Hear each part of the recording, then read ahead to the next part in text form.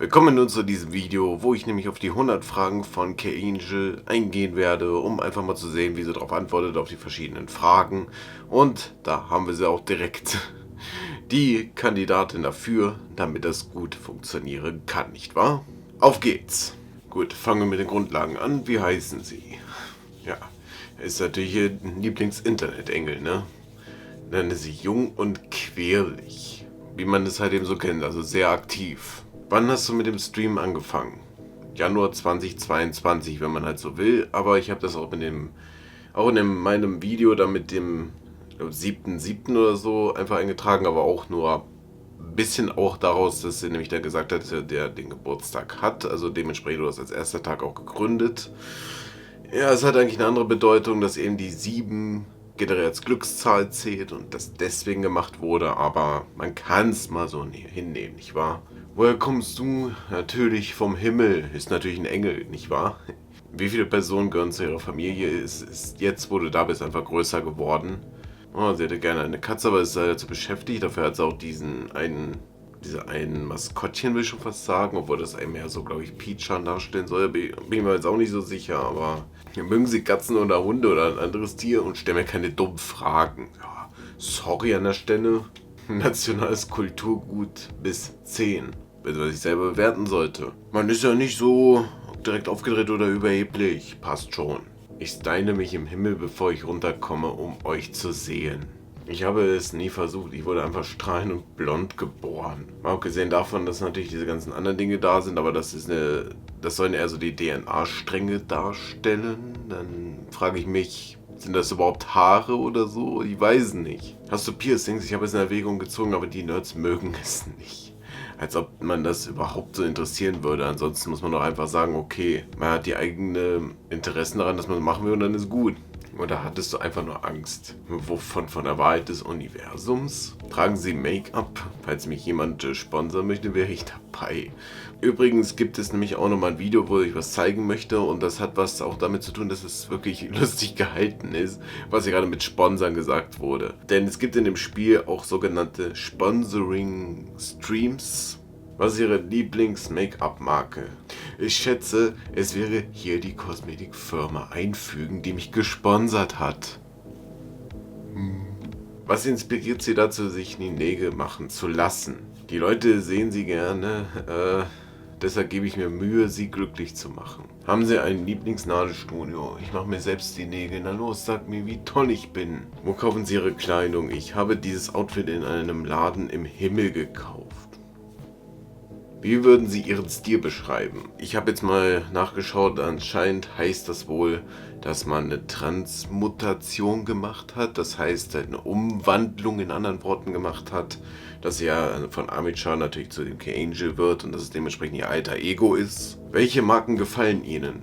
Ich liebe Dream Vision oder ihr kennt sie vielleicht auch als Dream VS. Okay. Ich mag sie, weil sie mit mir zusammengearbeitet haben. Welches ist Ihr Lieblingsshampoo und Ihre Lieblingsspülung? Du willst es doch noch wissen, damit du es trinken kannst, nicht wahr? Klar, trinke liebend gerne Duschgel, Shampoo und Lotions und so weiter. Toll! Nein, macht das nicht. Legen Sie mehr Wert auf modische Kleidung oder auf Komfort. Ich mag es, mich hübsch anzuziehen, aber ehrlich gesagt kann es ganz schön anstrengend sein, das auch beizubehalten. Ich hoffe, ihr begleitet mich auf diesen Weg, damit wir alle zusammen hübsch und cool aussehen können und nicht alleine. Na gut, einfach mal den ganzen Herdentrieb da mal zusammen sammeln und sagen, ja, K-Angel bezeichnet mich auch als Schaf, weil wir sind ja alle die Schafe und so weiter und K-Angel überwacht über uns und so weiter. Wie würden Sie Ihre Persönlichkeit beschreiben? Super nett und super freundlich. Ich bin wirklich ein Engel und das nur bestimmt wieder, wenn ihr sowas hier geben tut. Oh yeah, nice one. Was ist etwas, das Ihnen die Leute oft sagen? Oh, sie erzählen mir ständig alle möglichen netten und wundervollen Dinge in ihren Superchats. Manchmal ist es halt so, dass auch selbst die Superchats man nicht löschen kann, aber trotzdem halt auch zeigen tut, was sie von einer Person halten, die entweder neu ist oder eher befremdlich wirkt. Das ist immer so eine Auslegungssache tatsächlich. Aber wenn man nur durchhält und das Positive darin sieht in dem Chat, dann kommt man wohl ganz gut durch. Gibt es irgendwelche Charaktere oder Prominente, denen Sie nacheifern möchten? Okay, ich kenne jetzt den Namen nicht.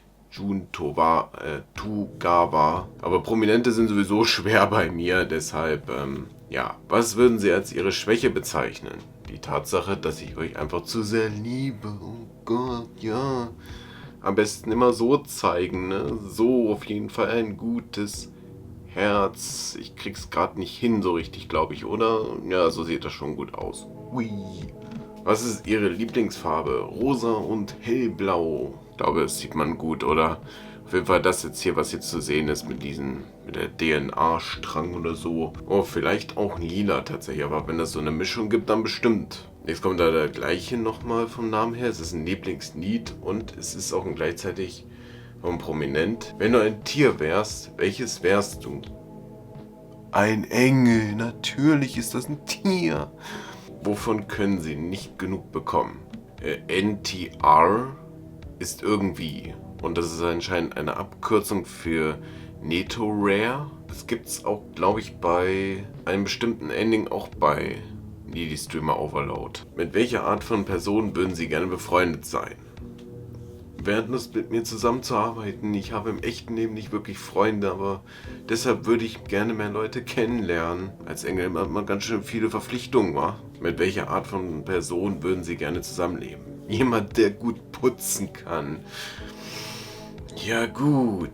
Mit welcher Art von Person kommen Sie nicht zurecht? Besserwisser und Angeber. Ja, da sind wir wenigstens mal eins. So neunmal kluge, besserwisserische, heuchlerische, will ich schon fast sagen, Leute halt eben, habe ich auch viele kennengelernt, tatsächlich hier im realen Leben. Und da kann ich auch sagen, jedes Mal, wenn man dann sagt, dass man da so eine Toleranz haben könnte oder wenn die irgendwas versuchen aufzuzwängen oder die Person dahinter nicht magst, dann versuchen die immer wieder, dich auf die gleiche Bahn zu lenken quasi, dass das alles mit diesen Interessen, die man vertreten tut, plus die ganze Art, die er an sich hat, weil es ja alles cool ist, was er selbst macht und alle anderen sind völlig Dreck, Müll, die anders denken und so.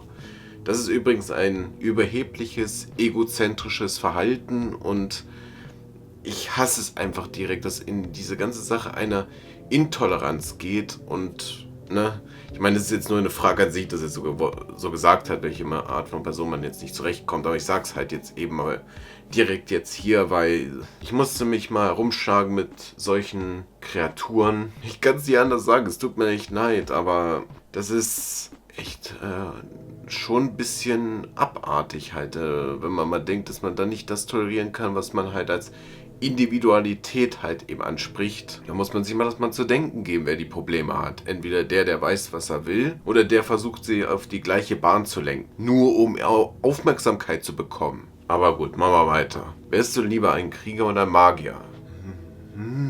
Ein Magier, dann kann ich Magie einsetzen, um meine Klickzahlen zu steigern. Da wünscht man sich vielleicht, aber das wäre so ein bisschen wie die Klickzahlen sich so zu erkaufen, oder? Das denke ich mir jetzt so gerade. Aber okay, bist du ein Engel oder ein Dämon?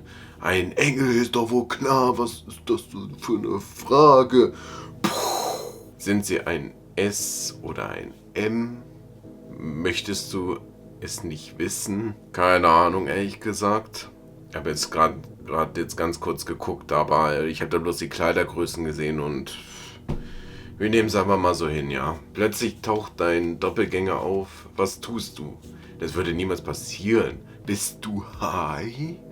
Als ich jetzt mal in den Spiegel geguckt habe, glaube ich eher nicht so. Wenn du eine Tarotkarte wärst, welche wärst du? Da Tarotkarten ein Kanal für göttliche Botschaften sind, würde ich sie alle sein. Alles. Alles. Teilen Sie mit uns eine Erinnerung aus Ihren Anfängen als Streamer. Nein, ich war so schlecht damals, dass ich noch ein Gespür für die Dinge entwickeln musste. Ich war so ein mieser Engel.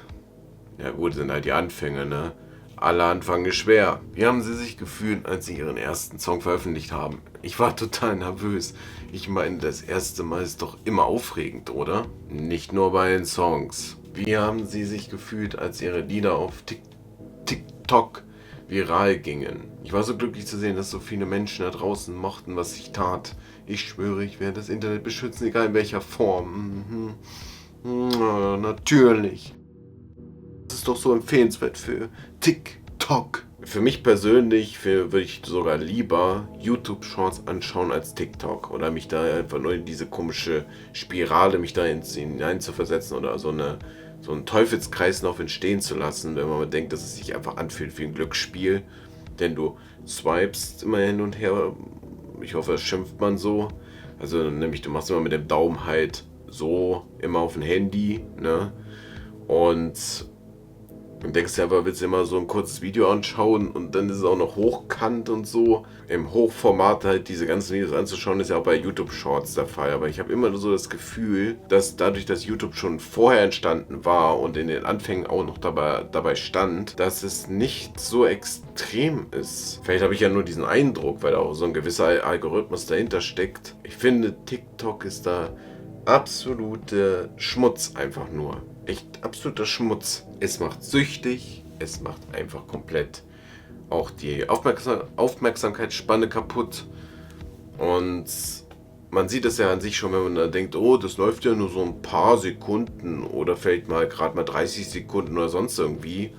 Und schon hast du einfach keinen Bock mehr, irgendwie was von einer Serie anzuschauen oder einen Film oder mal ein Buch zu lesen oder sonst irgendwie, weil die Konzentration hinfällig ist. Deshalb gebe ich jetzt auch hier schon mal den Tipp ab. Bitte in Maßen konsumieren, wenn das wirklich einfach mal zurückgehen sollte. Oder direkt einfach einen Cut setzen und sagen, so, ich habe jetzt auf jeden Fall was Wichtigeres im Leben vor. Weil so etwas habe ich ja auch und deshalb ist es halt empfehlenswert. Ne? Gut, machen wir weiter. Was war das Erste, was Sie jemals am Computer gemacht haben?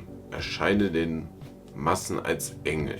Und natürlich. Was ist Ihre früheste Erinnerung an das Internet? Die Gemeinschaft und das Zusammengehörigkeitsgefühl, ich spürte, als ich in das Chaos geriet. Ich hoffe, die Welt kann diese Güte bewahren, egal wie schlimm es auch kommen mag. Woher kam dieser, ich würde mal sagen, K-Angel-Fleck in Ihren Streams? Aus der Blobfabrik. Ich weiß nicht, ob das wirklich jetzt spezielle Figur ist oder so. Ich glaube, es ist auch eher so aus so einem Fanart entstanden oder so.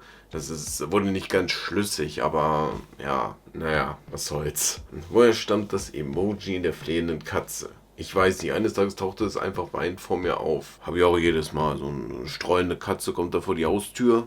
Okay, dann war das schon wieder. Warum hast du dich entschieden, Streamer zu werden? Damit ich all die verlorenen Nerds da draußen retten konnte.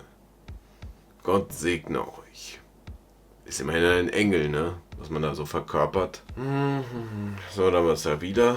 Was würden Sie als Ihren größten Fehler im Streaming-Bereich bisher bezeichnen? Ich glaube, als mir damals all das Regenbogenzeug aus dem Mund kam. Ich glaube, das ist eine Anspielung auf dem Ending Internet Overdose, wo ich auch schon mal ein Video gemacht hatte. Ich werde es ja einfach mal machen, ja. Hier oben seht ihr das mit der Infokarte, da könnt ihr es euch mal anschauen, von dem Ending her gesehen.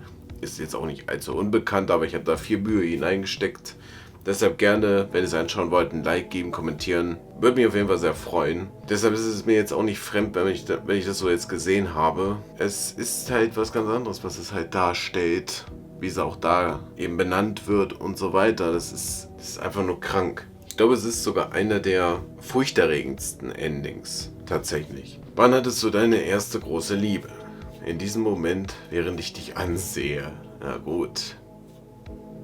Man ist immer der Attraktivste hier, wenn man nur so vorm Monitor rumhockt, wa? Was war das Beste, das Ihnen je passiert ist? Ich hoffe, ihr lest diese kleine alberne Frage- und Antwortrunde. Was war das Schlimmste, das Ihnen je passiert ist? Als meine ersten Hater mich angriffen, waren sie wie Maden. Es war so widerlich. Hater können schon mal rabiat sein, ja. Wenn du in der Zeit zurückreisen und deinem früheren Ich vor dem Streaming etwas sagen könntest, was wäre das? Eines Tages wirst du deinen Platz als Internetengel einnehmen, der von 1 Million Fans geliebt wird, also glaube an dich selbst. Ja, warum nicht? Es ist natürlich schon richtig, dass man daran glauben soll, aber bis man so etwas geschafft hat, dauert normalerweise, ich glaube sogar jahrelang, weil man immer weiter und weiter und weiter und weiter die Aufmerksamkeit bringen muss. Man bekommt ja eher die Aufmerksamkeit, aber man muss ja auch bringen, dass die anderen aufmerksam werden, ne? Man versteht. Was tun sie üblicherweise, bevor sie live gehen? Ich spanne meine Muskeln an. Ja, man sieht hier gar nichts. Das war gut. Was tust du, um dich mental vorzubereiten? Ich denke an all die Menschen, die mich von jenseits des Bildschirms anfeuern. Wow, yeah, K-Angel, yeah, super, ja, machst du klasse, so, yay.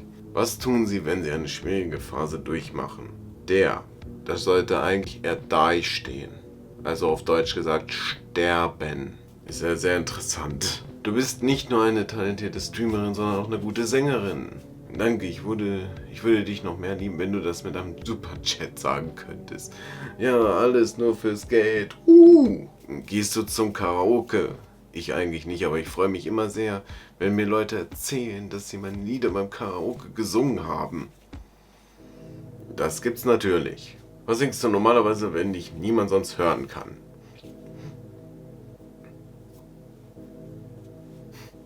Was soll ich noch sagen? Wer ist dein Lieblingskünstler? Yay! Welche Art von Websites besuchen Sie, außer sozialen Medien? Ich lese zufällige Artikel auf Wikipedia. Boah, ey, kennt ihr das eigentlich noch von früher? Wenn ihr so eine Klasse wart und immer wenn die Quellenangaben da waren, dann hieß es so, oh, warum ist da jetzt was von Wikipedia entnommen worden? Geht ja gar nicht, ist gar nicht zuverlässig. Ich sag ganz ehrlich, Wikipedia muss man natürlich trotzdem schon achten, das ist richtig, aber so richtig verpönen oder verhöhnen, gehässig machen oder was auch immer für so diese Seite von Wikipedia ist absoluter Schmutz. Gibt es etwas, worauf Sie sich im Fernsehen besonders freuen? Er wird auf jeden Fall im Hitstudio zu Gast sein. Absolut top. Was ist dein Lieblingsbuch oder Manga? Blame. Also beschuldigen steht da jetzt, aber es heißt wo Blame? Habe ich keine Ahnung. Kenne das jetzt nicht. A Woman is ihr Lieblingsfilm. Was ist dein Lieblingsfach? Ich möchte eigentlich nicht über die Schule reden. Ja gut, wer macht denn das auch schon so, ne? Wer macht denn das schon so? Was ist Ihr unbeliebtestes Schulfach? Ich hasse sie alle. Was zur Hölle? Was ist Ihre Lieblingssportart? Ich möchte auch nicht über Sport reden. Bitte hören Sie auf mit dieser verdammten Frackerei. Ich muss ja auch zusammenreißen, ne? Was ist das eine, was du dir im Moment am meisten wünschst? Erinnerung daran, wie ich in der Schule mit meinen Freunden gelacht habe, wie es jeder normale Schüler tun würde. Ich glaube, heutzutage ist halt jeder normale Schüler höchstens so weit, wenn man da aus der Reihe tanzt oder sonst irgendwas, dass man gleich sofort mit grober Gewalt und sonst irgendwas richtig mit der Faust geballt und so erstmal Taten sprechen lässt und so etwas, ne? Das ist doch bestimmt das, was die ganze Zeit die Schüler heutzutage durchziehen wollen, oder? Was meint ihr? Hey, was ich bisher alles so gehört habe, wenn man denkt, solche Aktionen da durchzuführen, dass man dafür versucht, Respekt zu verschaffen oder sowas. Ich meine, es gab schon Mobbing vorher, aber was heutzutage da los ist und so gehört wird von solchen Aktionen. Welche Spiele magst du? Space Channel 5 könnte das jetzt heißen.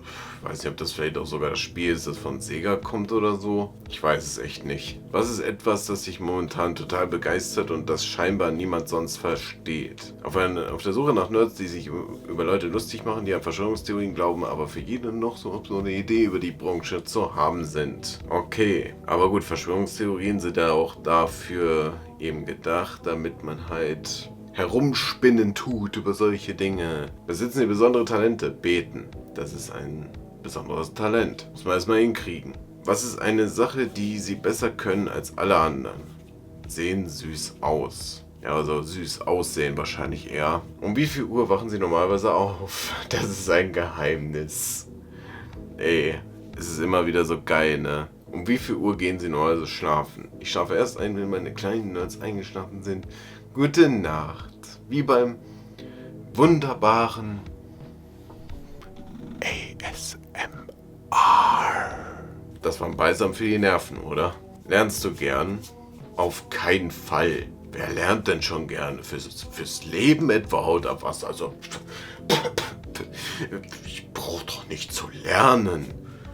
Ich bin schon allwissend. Haben Sie jemals über eine Zertifizierung oder ähnliches gelernt? Vielleicht, wenn ich mit dem Stream aufhöre, aber ich glaube, ich würde dabei sowieso kläglich scheitern. Da haut es so ein bisschen den Pessimismus raus. Was tun Sie, wenn Sie etwas unbedingt tun müssen, aber einfach keine Motivation dazu haben? Ich zwinge mich einfach dazu, so wie ich es gerade mit diesen langweiligen Fragen mache. Ne? Ich hoffe, es hört langsam mal auf hier. Ne? Ich hoffe, es hört langsam mal auf hier. Streamen Sie gerne? Manchmal so, weiß ich nicht. Manchmal fühlt man es am Wochenende so, aber wissen Sie, ich habe auch schon mal vielleicht mal die Laune an einem Mittwoch oder Donnerstag, weil da halt meine ganze produktivste Phase sein kann. Meinetwegen ziehe ich aber gerne auch mal am Freitag so einen 12-Stunden-Stream durch. Manchmal. Was machst du beruflich neben dem Streaming? Bringt Erlösung. Kann man mal machen. Wenn man ein Engel ist, hat man schon diese harten Aufgaben, wenn man sogar Erlösung bringt. Haben Sie durch Ihre Arbeit Freunde gefunden? Ich vertraue niemanden, weil die mich sofort doxen würden, wenn sie Gelegenheit dazu bekämen. Und dieses Wort doxen habe ich tatsächlich das allererste Mal auch bei dem Ending Internet Overdose gehört. Anscheinend ist Doxing so eine Sache und das heißt, dass man halt was eigentlich so von einem privaten Ding, die Daten veröffentlicht wird, wenn es dann zu den persönlichen Daten, glaube ich, auch so reingeht oder generell, wenn es halt auch so was eigentlich auch unter Datenschutz fällt oder irgendwie sowas. Auf jeden Fall, wenn das so offengelegt wird, quasi so, und dann sieht man halt, was da auch wirklich los ist. Aber das da ist sowieso es ist halt strafbar. Ne? Das kann man nicht anders sagen, es ist strafbar. Ich kenne mich jetzt nicht so sehr damit aus, man merkt es ein bisschen, glaube ich, aber ich habe es zumindest nur gelesen und habe da so gelesen, was das bedeuten könnte und was es auch bedeuten tut und was weiß ich noch. Bleiben wir einfach dabei, dass Doxing sehr schlimm ist und auch in die Privatsphäre eindringen tut, dass es die ganzen privaten Daten versucht er zu veröffentlichen und dass es sowieso als Straftat gilt, wenn man sowas gemacht hat. Was ist Ihre Lieblingsjahreszeit? Ich wünschte, der Frühling käme und bliebe für immer. Ja, bei mir leider nicht. Liegt aber an meiner Allergie. Jedes Mal die Gräser, ich sag's euch. Und dann musst du jedes Mal 1 bis 2 Mal die Tabletten dann schlucken, dann musst du halt so ein Nasenspray nehmen oder sogar Augentropfen nehmen. Macht keinen Spaß. Haben Sie Lieblingsfeiertage? Mein Geburtstag, yay. Ich werde das jetzt mal ein bisschen mehr überfliegen, weil ansonsten wird es, glaube ich, viel zu lang. Welche Art von Tasche benutzen Sie im Alltag? Die Dream Vision Collaboration? Okay, dann wird man es wissen. Was bewahren Sie normalerweise darin auf? Das kann man einem Mädchen nicht einfach fragen. Ja, weiß ich nicht. Ja, das ist halt ein totales Geheimnis. Das ist ja sowas zu fragen hier, das geht ja gar nicht. Das ist das Gefühl, als würde man jemanden doxen, was? Aber jetzt auch noch das, was man in der Tasche hat. Was ist eine Sache, die Sie immer bei sich haben müssen? Blattschutz. Weiß nicht, ob das irgendwie so eine Anspielung sein soll. Was hat Ihnen in letzter Zeit Angst gemacht? Seit ich mit dem Stream angefangen habe, habe ich echt Angst, nicht genug Freizeit zu haben. Übrigens, während ich das hier mitten in der Nacht schreibe, fängt mein Herz plötzlich total an zu schmerzen. Ich glaube, ich sterbe gleich. Wirklich nicht gespielte Klammern. Ja, gibt's viele, ne? Das ist auch so eine Sache, dass man auch dann gesehen hatte, wenn man so sogenanntes Sad-Fishing macht. Vielleicht habt ihr das schon mal gesehen, auch bei TikTok oder sonst irgendwas. Oder wenn da solche Compilations gemacht werden. Da gibt es nämlich auch von der Gen Z tatsächlich. Ja, hat man das sehr oft gesehen, dass sie nämlich dann darüber sagen, oh Gott, nein, diese 40-Stunden-Woche und dann hat man nur 30 Tage Urlaub. Oh mein Gott, ich werde gar keine Freizeit mehr haben. Oh mein Gott. Und ich denke mir einfach nur, alles eine Frage der Planung.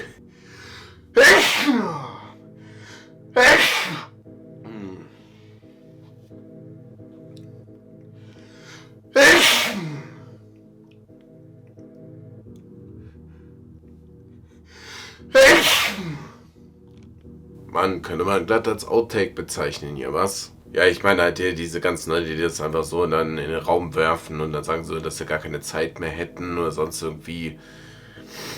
Ja, verstehe ich auch irgendwo, wenn ich mal denke, ich hatte eine 40-Stunden-Woche gehabt und dann noch ganze, glaube 2,5 Stunden Arbeitsweg, also quasi die Pendelzeit, 2,5 Stunden meine ich. Da machst du schon mal was mit. Was hat sie in letzter Zeit zum Lachen gebracht? Das. LOL. Hatten Sie jemals einen Nebenjob? Zwing mich nicht, das wieder auszugraben, was ich zu vergessen versucht habe. Hey, keine Ahnung, hast du in der Hölle gearbeitet oder was? Bist du momentan in jemanden verliebt? Nein!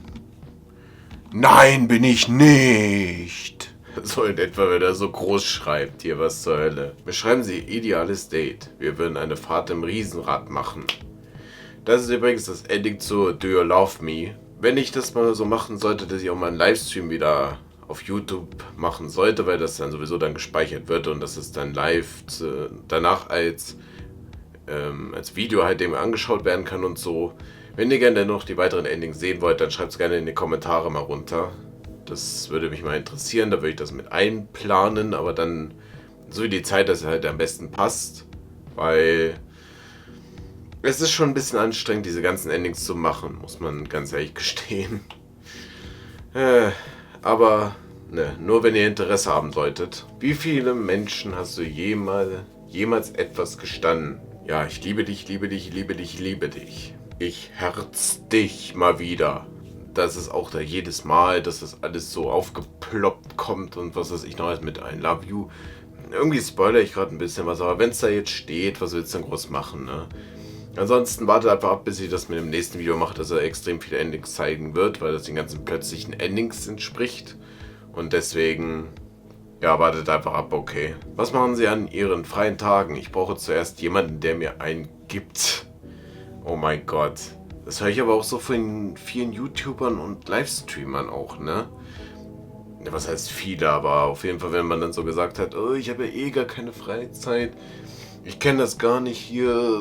Man sitzt immer wieder rum, keine Wochenenden, keine Feiertage, nichts von all dem, wo man mal ein bisschen mehr den Gang runterschalten kann, um das Ganze mal wieder mit den Akkus aufladen zu können, um dann wieder bereit zu sein quasi. Und dann denke ich mir einfach nur, kein Wunder, wenn die sich dann irgendwann ins Burnout jagen. Oder quasi auch selbst mit so einer Verrücktheit bekommen, das vielleicht sogar im klinischen Sinne sogar bestätigt werden kann zu einer gewissen Form. Muss natürlich jetzt nicht der Fall sein, aber man hört es immer wieder und ich sage jetzt auch an der Stelle mal wirklich im Voraus, achtet bitte auf die Signale von eurem Körper. Weil wenn da irgendwann so die Erschöpfungszustände kommen sollten oder wenn generell einfach der Körper sagt, ich brauche jetzt mal für mich eine Zeit, dann bitte, aber nicht elendig halt daran jetzt dahin vegetieren oder was auch immer. So fühlt sich zumindest an. Ich kenne das Gefühl tatsächlich, wenn man so sehr überanstrengt, überfordert ist und dabei denkt, hier brennt alles oben oder was auch immer. Wenn der Körper schon quasi schreit danach, dass das alles nicht mehr so funktioniert, dann bitte wirklich tun, ja? Aber okay. Ihr Terminkalender scheint ja wirklich voll zu sein. Halt die Klappe. Ja gut, wenn man keinen freien Tag hat, ne? Ich glaube, da spricht es gerade richtig raus, was ich gesagt habe. Nennen Sie uns einen Ort, den Sie gerne besuchen. Das Nirvana. Wie viele Personen befinden sich in Ihrem Adressbuch? Adressbuch? Alter, der tut ja so, als wären wir im Mittelalter. Oh Gott, ey, ist das krass, oder? Sind wir jetzt so unfassbar altmodisch? Sind wir hinterwäldlerisch geworden, oder was ist hier los? Ich meine, das ist das Normalste überhaupt, oder? Ich habe irgendwann noch meine gelben Seiten hier bestimmt irgendwo rumliegen, also ich bitte dich. Haben Sie das Gefühl, ein erfülltes Leben zu führen? Kein Kommentar. Zum Abschluss noch eine Frage zur Zukunft. Was würden Sie gerne tun, wenn Sie die Möglichkeit dazu hätten? Ein hochdotiertes Sponsoring. Anscheinend heißt es eher High-Paying Sponsorship. Mit anderen Worten gesagt, was richtig schön viel Geld einbringt. Damit haben wir wieder diese ganzen Sponsoring-Streams, die, ich würde schon fast sagen, eskalieren tun, aber es ist halt wirklich lustig gehalten, ne? Wird man dann schon sehen. Welches Ziel strebst du als Streamer an? Der Stärkste zu sein. Yeah. Ich glaube eher die Stärkste zu sein, wa? Was für ein Mensch möchten Sie sein? Jemand Hübsches. Beschreiben Sie Ihr Traumleben. Ich möchte aber jeden Tag mit euch zusammen sein können. Bitte verlasst mich nicht. Und die beste Frage überhaupt. Viel Glück. Yeah. Endlich. Naja, egal. Ich freue mich ja nicht wirklich darüber, dass du mich kennengelernt hast. Natürlich nicht.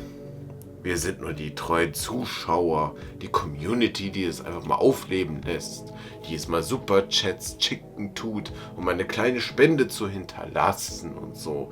Natürlich. Vielen Dank, dass Sie all unsere Fragen beantwortet haben. Haben Sie noch abschließende Worte an Ihre Fans?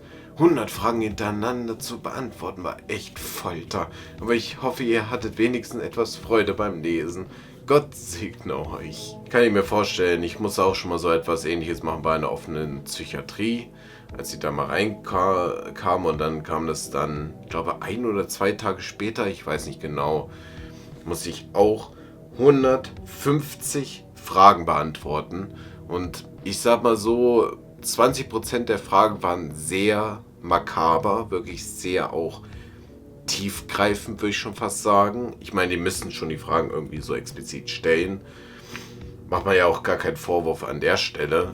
Ich meine halt nur, wenn man das erstmal liest, dann musst du erstmal bestimmt bei manchen Stellen schwer schlucken halt eben, weil das echt schwer zu verkraften ist, wenn du auf einmal so konfrontiert wirst halt eben. Aber naja, das ist ja ein anderes Thema. Gut, wir sind aber durch und ich würde sagen, dann verabschieden wir uns jetzt hier von K-Angel an der Stelle. Und dann würde ich sagen, dann sind wir direkt raus und dann geht es mit den nächsten 100 Fragen zu Amit-chan dann weiter. Gut, dann bis zum nächsten Mal und ciao Leute.